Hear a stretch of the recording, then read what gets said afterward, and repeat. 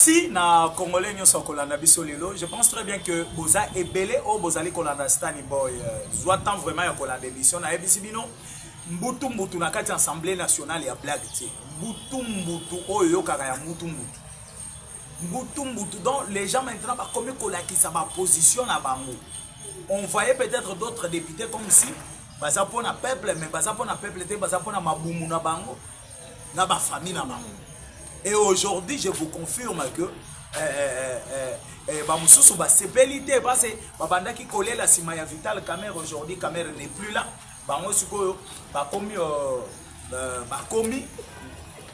comment on a comme si ils ont tout perdu. Ils ont tout perdu, mes chers amis. Toko solo la on a émission na biso alelo pe toko yeba Kabila na minute wazawabi parce que les dossiers Kabila ezana ko sala rage ya makasi dossier Kabila ezo sala rage na ndenga blague. Bokoyeba bino nyonso ba congolais que Kabila za na niveau nini, qu'est-ce que Kabila est en train de faire, Kabila zo lukanini parce que vous venez de suivre Kabila auti ko sala déclaration il y a au moins quelques jours au Kabila sali déclaration soi-disant que azozonge la pouvoir na la République démocratique du Congo. Ba congolais ba kozala posa ba yeba bien que Kabila akozonge la pouvoir toté. Qu'est-ce qu'il fait na Kabila allo babilo kwana. Mes chers amis, vous avez suivi aussi Emmanuel Macron na tribune ya Nations Unies kuna na Washington. Emmanuel Macron a lobby makambo ya lobby mais na yoki ba journaliste belé congolais bazali ko s'attaquer na Bolos a lobby nini parce que Bolos en politique il faut faire beaucoup d'attention bon même na ba émotion té. Donald Trump est déterminé pour l'est de la République. Bolos azali moko ya belema ya Donald Trump. Mais si vous voyez peut-être Bolos a lobby makambo lobby, il faut faire beaucoup d'attention dans le monde de la politique. Parce que bon mon équipe Emmanuel Macron abimiawa, il a condamné le Rwanda. Oh non, Rwanda a koki ko bima na mabela République démocratique du Congo, il faut Rwanda bima parce que au Rwanda ce que le Rwanda fait au Congo, il faut respecter l'intégrité territoriale de la République démocratique du Congo. Mais de l'autre côté, l'M23, de l'autre côté, la France est en train de monter d'autres plans contre la République démocratique du Congo. Mais c'est que Donald Trump, c'est que Macron a lobaki, et ça, oyo bango basali ko sale la té. Ozomona que Macron a lobby makambo mususu, ce qui s'est fait, et ça makambo mususu. Je reviens maintenant dans le dossier Assemblée nationale. Dans Ebisa Kibino, il y avait eu une réunion conférence entre 4 personnes. Ça, je dis et je le confirme. Il y avait Kabila, Katumbi, un diplomate européen, Nakamere. Basalaki, réunion n'a pas embatté. Parce que vous avez suivi les jours, il y a des missions Vital Kamere. Jusqu'à le matin, l'argent circulait toujours pour que Kamere ne quitte pas le perchoir de l'Assemblée nationale. Et comme Vital Kamere a décidé qu'il kolongwate na perchoir de l'Assemblée nationale, Kamere a bibisa kimbongo ebele selon ndenge toyokaki. Abimisi mbongo et pona me mabino na réflexion moko facile. Vous avez vu Vital Kamere qu'il y a un jour à rentrer parlementaire, qu'on s'excusait devant ce masse-là, qu'on s'excusait devant l'Assemblée nationale. Quand quelqu'un s'excuse, Azali conscient que place oyo balongolanga a été, ou bien balingi balongolanga place oyo, na s'excuser pour batika. Excusez ça la caponani. Donc, pour balimbisa yo batika. Mais comme caméra monaki ba député, bazalaki toujours déterminé, ya kopengana na l'Assemblée nationale, ba ebisa kibino. Et lokomoko ya kapambate, caméra c'est un intellectuel. Kamere na régime ya Kabila, ministre ya communication. Kamere balongola ye comme ministre, balongola ye, balimoja ye. Toye kolongwa n'époque wana, balimoja Kamere na pe perdu. Balimoja Kamere na Assemblée nationale comme président de l'Assemblée nationale en 2009. Toye kokoma balimoja Kamere, bakangi Kamere comme détourneur, directeur ya cabinet, ya chef de l'État. Tolongo wana tokiti ministre de l'économie. Quand tu as eu avant coup d'état ya Malanga, Kamera a démissionné. Il a démissionné. Hein? Donc, a démissionné, si c'est 2 semaines après, coup d'état à Malanga a raté intervenir. Aujourd'hui, c'est Kamera qui démissionne dans l'Assemblée nationale après réunion et conférence avec les trois. Là, maintenant, il faut que les Congolais soient Malanga Lingi a ça la coup d'état. 2 semaines avant, Kamera a démissionné. Oh non, dans le gouvernement, parce que nous avons des députés. Tant que tous les députés, Et Kamere s'est victimisé maintenant dans le dossier Malanga comme les coups avaient raté. Nazongi Sakabino Simamanda. Les gens qui sont partis chez Kamere pour tuer Vital Kamere, ils ont tué des gardes du corps, mais Kamere, sa maison n'est pas même touchée, sa femme n'est pas touchée, et Kamere s'est contredit dans le dossier Malanga avec sa femme. Sa femme, Oya Lobaki Kenon, Mobali Nanga la Mouissingaï, nous sommes attaqués dehors. Et après, Mobali Naya Lobi, Biso Tozagi Nanda Gote, Tozagi Soki Wapi, Bisekani ni Bazalagi, Balalagi Nanda Gote. Là, il y a déjà deux versions. Mais l'État congolais a Tchaïlo Kwanakate. L'État congolais a Beta Kara. Aujourd'hui, Kamere Tina Tongo, Azo Lukaka par tous les moyens, Atika l'Assemblée nationale. Mais Kamere démissionne directement. Tokomi ba 14 non, Kamere va démissionner. C'est Steve Wemby qui vient nous donner maintenant les informations. Non, Kamere va démissionner. Kamere va démissionner. Mes chers amis, il faut faire beaucoup d'attention. Il faut faire beaucoup d'attention. Kamere va démissionner. Je me suis posé des questions. Kamere Natongo, information montée Zalagi. Dans ma 14h, 15h, c'est Steve Wemby, mon tabandi côté, Kamere va démissionner. Dans Ebisa Kibino, il y a quelque chose, Ezali. Hein? Déjà, nalabo quelque part. Il paraîtrait que Kamere Bazagi na réunion, na vidéoconférence, Kabila Katumbi, un ambassadeur, et je dis bien l'ambassadeur selon ce qui s'est dit, il paraîtrait c'est l'ambassadeur en France, un diplomate français, de Moutou, Azalaki na Bamona réunion. Et du coup, Kamere vient de démissionner. Là, déjà, si ce n'est pas moi qui ai place, na évité ceux qui va Congolais va comprendre. Et aujourd'hui, Kamere démissionne encore dans l'Assemblée nationale. Du coup, oh non, on ne peut pas changer la constitution. Yolanda Makolo, qui est ministre de la communication, donc Mouyaya Rwanda. Mouyaya Rwanda, a l'obaki clairement. Tu sais qu'il ne peut pas changer la constitution en République démocratique du Congo. Moi, je me pose des questions. La constitution qu'on va changer est la constitution, il y a la République démocratique du Congo, il y a Rwanda.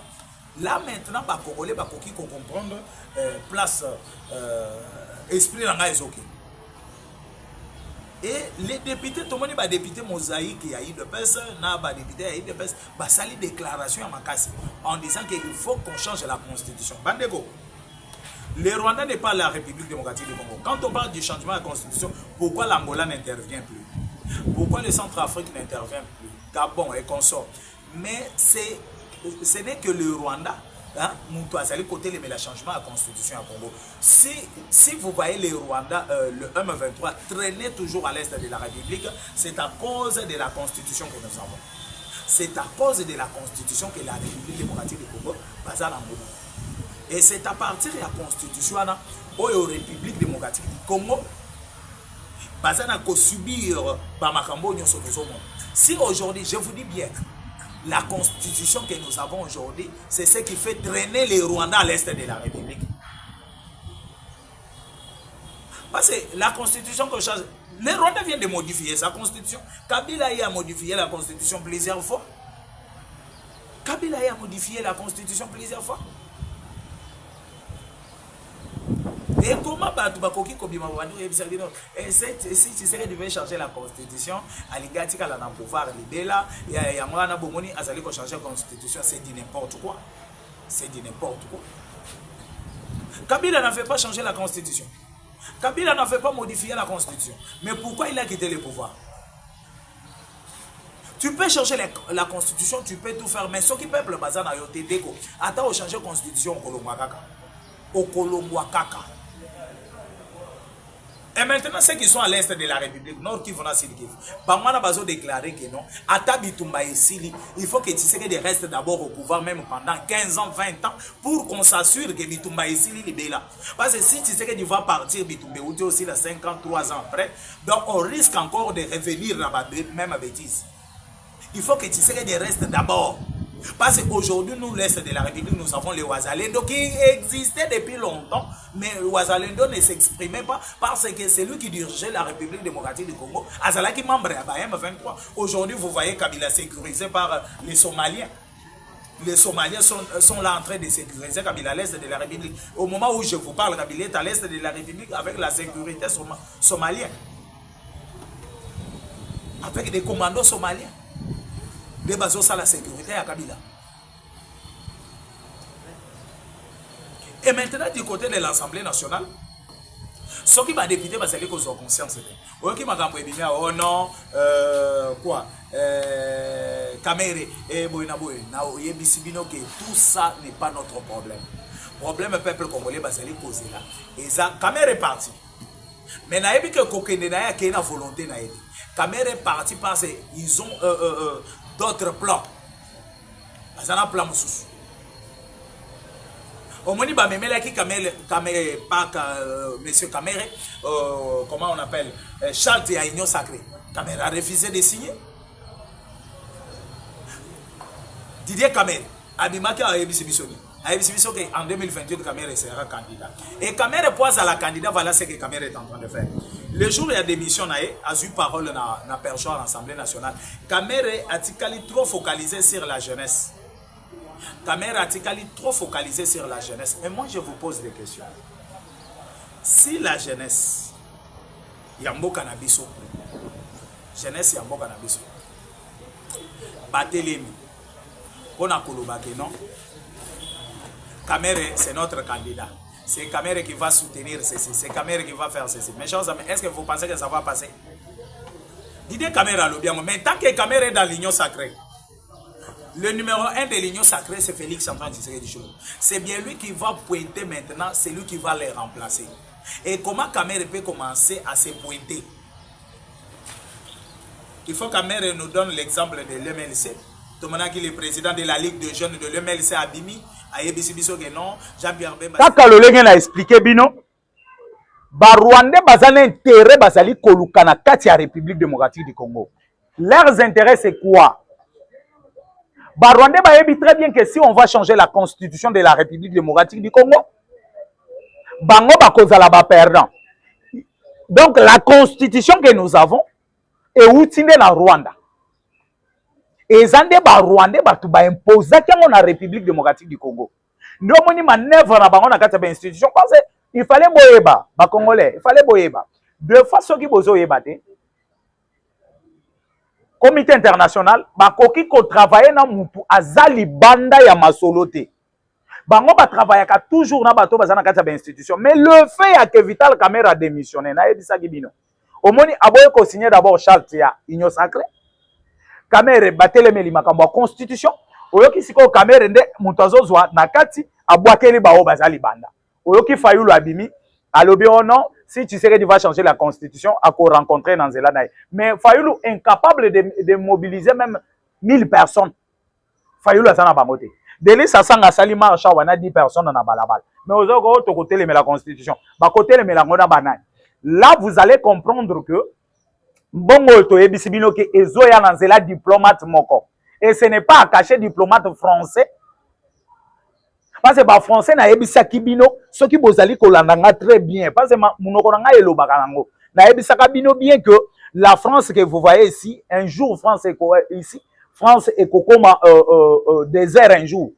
Mais bato mususu babenganga pour dire n'importe quoi. Mais aujourd'hui vous avez suivi Donald Trump. Oh ya lobi bien que l'Europe risque maintenant de s'effondrer. Parce que l'Europe est bandaki ko vivre en Afrique. Afrique siko bazana kati ya ko fongola misu.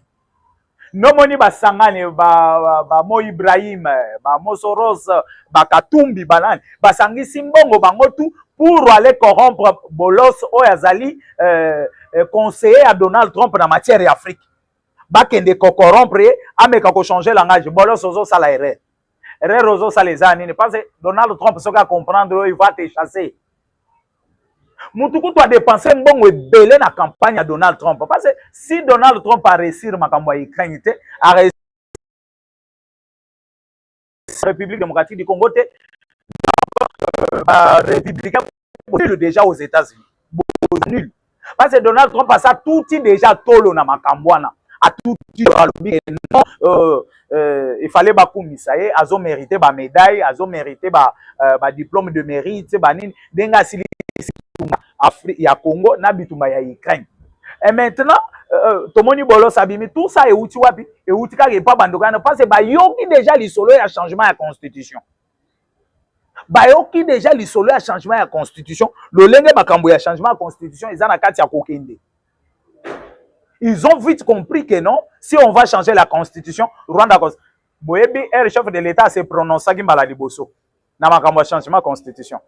Bomonaki Rwanda azwi mbongo na ye nyonso a changer de façon que M23 bakoma na Goma, bakoma na Bukavu. Yolanda Makolo wazali communicatrice ya Rwanda. Wazali ko communiquer pour na Rwanda. Wazali chargé à communication plutôt ya gouvernement rwandaise. Makolo abimi abino, tu sais que tu ne peux pas changer la constitution. Moi, je me suis toujours posé des questions. Na uti koloye bisabino. Comment le Rwanda peut s'impliquer dans le changement de la constitution et la République démocratique du Congo? Quel est son intérêt dans le changement? Ou bien, à zo perdre si le Congo va changer la constitution? Là, vous allez comprendre que la constitution, si l'M23, Bazana ko s'entêter à l'est de la République, dans le nord Kivu, dans le sud Kivu, date est là qui déjà, 90 jours est là qui déjà. Mais l'M23 ne bouge pas. Pourquoi? Bayebi que Baza protéger dans l'article de la constitution, lobby, je vais vous amener tous ces articles-là. Baza protégé par quelques articles de la constitution na biso. Bayebi bien que si tu sais que tu vas oser, si tu sais que tu peut-être à commémorer na nenga boye, biso to ko kangela kaka na constitution. Voilà ce que la constitution de la République démocratique du Congo dit. Parce que M23 bakoki ko telemela changement de constitution. On peut comprendre parce que le Rwanda est en train de nous accuser que non, les M23 baza ba Congolais, baza ba Rwandais. Et alors, comment baza lo ba makambo ya changement de constitution? C'est le gouvernement rwandais bazo télémé la changement de constitution. Est-ce que les Congolais comprennent quelque chose sur ça? Ba Congolais bazo comprendre le komoko bo na makambo na. Mes chers amis, est-ce que bozo comprendre place ngana zo kende na masolo?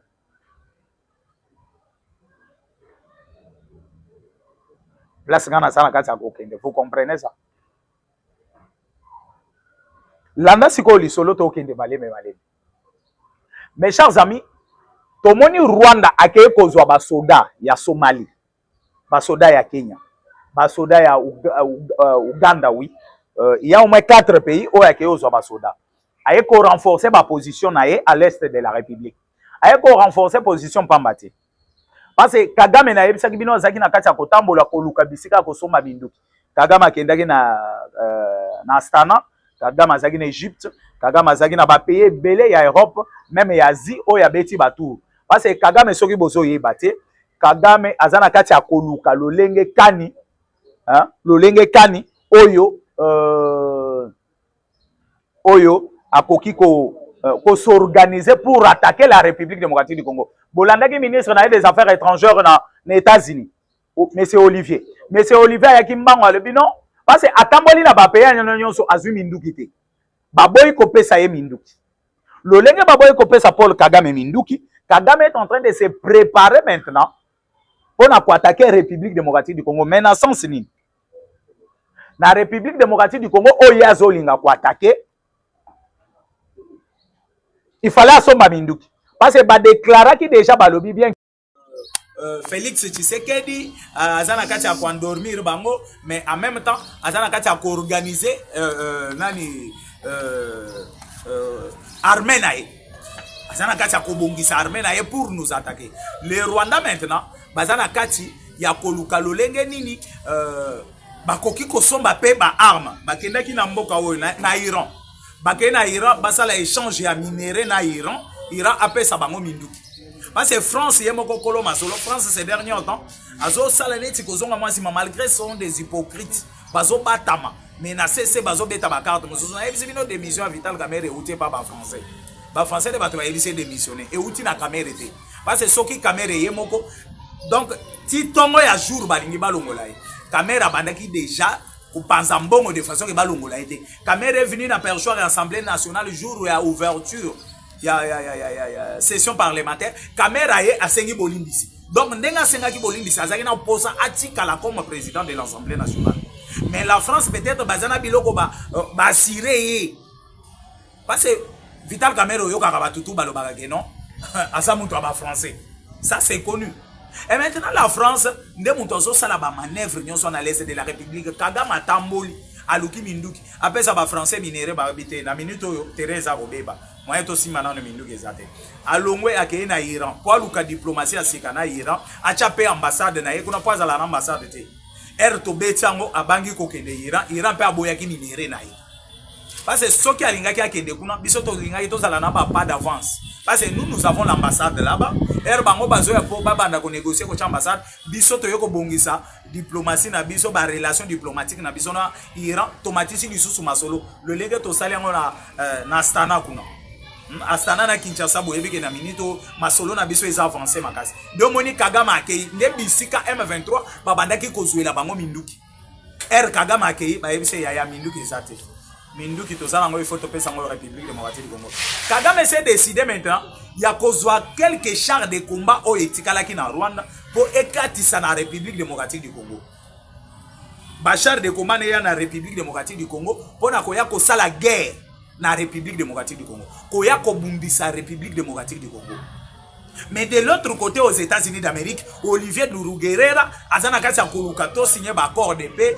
C'est comme si tous les Bitumbao et un jour la République démocratique du Congo va nous attaquer. Le Rwanda Azana Katia Kobanga attaque, mais Yemoka ont préparé attaque contre la République démocratique du Congo. Tout ce que Nang est en train de dire, c'est le Rwanda. Nanga bamoni frappe l'équipe makasi nanga bolanda qui conférence de presse na bango ba Makenga, ba Bertrand Bisimwa et consort. Bafandi bango nyonso ke non tozo senga cesser les faits bazo senga cesser les faits na banani na ba wazalendo bazo senga cesser les faits na ba wazalendo parce que le système de wazalendo na yebisaki bino wazalendo basali bango ba doubler bango na ndengeni il y a les faux wazalendo fabriqués par les M23 il y a affrontement entre FARDC et Wazalendo. Ce ne sont pas les vrais Wazalendo. Ce sont les Wazalendo ciblés par l'M23 que non. Ce sont des faux Wazalendo fabriqués par l'M23 pour infiltrer l'armée, pour infiltrer les vrais Wazalendo. Parce que vous allez vous poser des questions. Wazalendo na FARDC, bakokoma na niveau ya kobeta na masasi na ndengeni na majini. Po bangonyo so cause ezaka kamoko. Bangonyo so objectif ezaka kamoko. Yako bundela mboka pe ko botelo mboka na maboko ya benemi ko benga na benemi mboka na biso bakende musika na République démocratique du Congo. Et vous allez vous poser des questions maintenant que Wazalendo na FARDC bakokoma na niveau ya kobeta na masasi ndenge parce que le général autoproclamé ya Kotumba à la sagi message avant-hier ya koloba que non le chef de l'état va lutter pour balongo la chaîne de commandement ya baswahili bande ko na ye baswahili alobi bien mes frères swahiliphones onyon so baza na chaîne de commandement ya est de la République mobima balongwa batinda bango bi côté mususu bazo bato côté mususu bazongisa alobi bien que ce sont eux qui sont à la base ya kopesa ennemi zela kolakisa ennemi banzela koki kokote la pe kobimela soki ba contour nyonso M23 bazana kobeta na est de la République bango nde bazo lakisa bango so bokoti village boy bokoti na zamba boy bokokati samai boy boye kobimela boy ce sont ces éléments là ndio yoki général ya Kotum mais ekokoma na niveau nini ke FARDC babanda ko s'affronter na M23 et na Wazalendo. Là vous comprenez qu'il y a des faux Wazalendo fabriqués par le Rwanda pour infiltrer l'armée, pour infiltrer nos Wazalendo, les vrais Wazalendo. No moni FARDC soka timbeli bango ke les faux Wazalendo frappe bandi. Oyoki mbala moko na ba compte Twitter ya batu na bango non, il y a eu affrontement entre FARDC na Wazalendo. Oyoki ba TV5 Monde, il y a eu affrontement entre FARDC na Wazalendo. Il n'y a pas affrontement entre FARDC et Wazalendo, il y a les affrontements entre les infiltrés na FARDC. Et c'est ce qu'il faut dire aux gens. C'est ce qu'il faut expliquer aux Congolais. Mes chers amis, tozo kende malembe na suka ya masolo tozo kende nambo na suka ya émission na biso soki bozana kati ya kolanda biso awa tozo solola na bino nde omona ki FARDC baye ko renforcer maintenant ba M23 baye ko renforcer bango et pas ba Somaliens ba soda ba uti Kenya ba soda ba IPDF ba uti Rwanda, IPDF Baouti Rwanda, Bayeko renforcer Bango. Qu'est-ce qui s'est passé? De FARDC a mis maintenant ba drone de guerre. Parce que ce que vous avez battu, ba drone et bandaki komatali sous-souté. Et ça là Kinshasa lobby. Mais 4 derniers jours ou bien semaines passées mobimba oyo boyoki drone de guerre et bimi. Drone en bimi donc et sali musala. Nanga la kisaki biso 7000 hommes, non? Est-ce qu'il peut nous dire sur 7000 batikali combien? Est-ce que Nanga peut nous dire sur 7000 batikali combien? Il peut nous expliquer que non, sur 7000 totikali na ota de militaire ba somalien o baye ba soda ya Kenya baye ba soda ya Uganda baye elle Sukoye mati e bandi ko sala musala Sukoye bandi d'abord ko buka pont parce que Rwanda sala ki pont moko na mai kombo rivière ezoki mangai Sukoye asali pont po ana eza pona nini pona ko permettre le char de combat eza na Rwanda et meka ko traverser po eya na République démocratique du Congo pour attaquer la République démocratique du Congo na mabele na ye abanda ko attaquer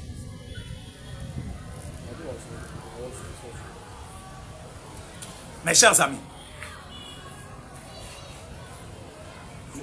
wana nazo yebisa bino pe bozolanda masolo ndenge ezokende